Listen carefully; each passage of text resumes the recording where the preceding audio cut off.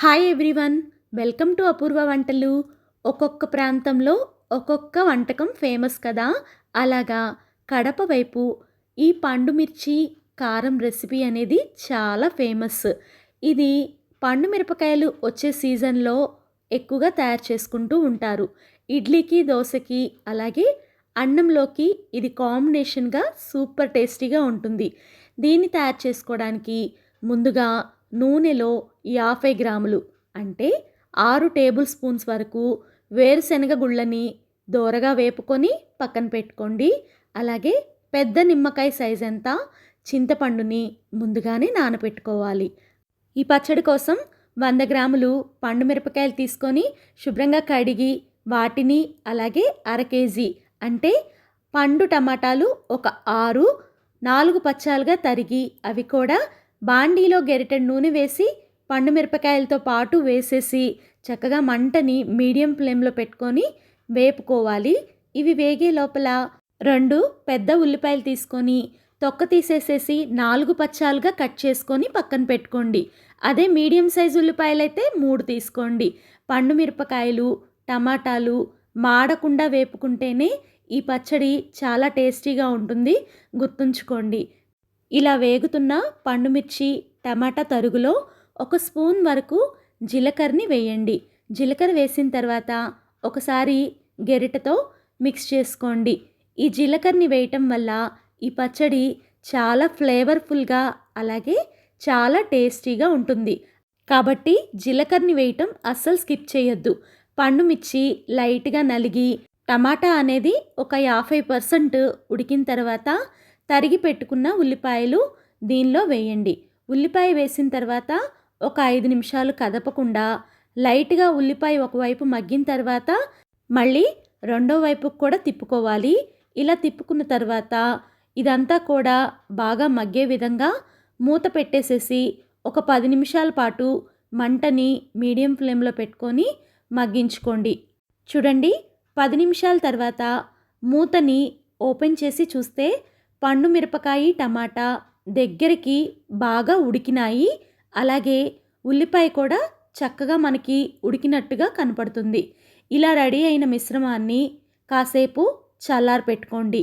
నేను ఇక్కడ ఈ పచ్చడిని రోట్లో తయారు చేస్తున్నాను కాబట్టి ఎక్కువగా చల్లారి పెట్టుకోలేదండి. మిక్సీకి వేసుకోవాలంటే మాత్రం ఎక్కువసేపు చల్లారి పెట్టుకోండి. పల్లీలు నలగటానికి ఎక్కువ సమయం పడుతుంది కాబట్టి ముందుగా రోట్లో అయినా మిక్సీ జార్లో అయినా వేరుశనగ గుళ్ళని వేసేసి దానిలోనే 1 టేబుల్ స్పూన్ నిండుగా ఉప్పును వేసేసి వేరుశనగ గుళ్ళు, ఉప్పు బాగా నలిగే విధంగా ఇలా రోకలితో దంచుకోవాలి. ఇది బాగా నలిగిన తర్వాత దీనిలో వేపి పెట్టుకున్న పండు మిరపకాయలను కూడా వేసుకోవాలి. పండు మిరపకాయలు బాగా నలిగే విధంగా దంచుకోవాలి. ఈ పచ్చడి కోసమని చెప్పని ఒక 10 నుంచి 12 వరకు మీడియం సైజు వెల్లుల్లి రెబ్బల్ని పొట్టు తీసి పక్కన పెట్టుకోవాలి. ఇలా రోట్లో దంచుకోవటం వల్ల ఈ పచ్చడి చాలా టేస్టీగా ఉంటుంది. మీకు వీలైతే రోట్లో దంచుకోండి, లేదా ఇదే ప్రాసెస్లో మిక్సీకైనా వేసుకోవచ్చు. పండుమిర్చి అనేది మరీ మెత్తగా ఫైన్గా పేస్ట్ లాగా మాత్రం పట్టుకోకండి. ఇదేంటంటే నలిగి నలగనట్టుగా అలా ఉంటేనే ఈ పచ్చడి అనేది చాలా టేస్టీగా ఉంటుంది. కరెక్ట్గా చెప్పాలంటే వక్కలు తొక్కలుగా ఉంటే ఇంకా టేస్టీగా ఉంటుంది. అలా వచ్చే వరకు కూడా రోట్లో రోకలితో దంచుకుంటూ స్పూన్తో చక్కగా పచ్చడిని పైనుంచి కిందికి అనుకుంటూ దంచుకోవాలి. లాస్ట్లో టమాటాలు దీంట్లో వేసేసుకొని టమాటాలు కూడా బాగా నలిగే వరకు కూడా రోకలితో దంచుకోండి. టమాటాలు దంచుకునేటప్పుడు మాత్రం చక్కగా చిన్నగా దంచుకోండి, లేకపోతే మొహం మీద కళ్ళ మీద పడుతుంది. టమాటా అనేది కూడా పూర్తిగా నలగకుండా లైట్గా వక్కలు తొక్కలుగా ఉండే వరకు కూడా దంచుకున్నాక విడలు తీసి పెట్టుకున్న వెల్లుల్లి రెబ్బల్ని కూడా వేసేసి వెల్లుల్లి బాగా నలిగే విధంగా దంచుకోండి. ఇప్పుడు చింతపండు నుంచి చింతపండు రసాన్ని తీసి ఆ చింతపండు రసాన్ని కూడా ఈ పచ్చట్లో వేసేసి చక్కగా ఈ చింతపండు రసము, పచ్చడి అంతా కూడా బాగా కలిసే విధంగా చాలా చిన్నగా రోకల్ని తిప్పుకుంటూ దీన్ని నూరుకోవాలి. అలా నూరుకుంటేనే ఈ పచ్చడి అనేది బాగా కలుస్తుంది. ఇలా పచ్చడినంతా కూడా చక్కగా నూరిన తర్వాత వేపి పెట్టుకున్న ఉల్లిపాయలను కూడా వేసేసి, ఉల్లిపాయలు విడిపోయేలాగా జస్ట్ లైట్‌గా రోకలితో నూరుకోండి.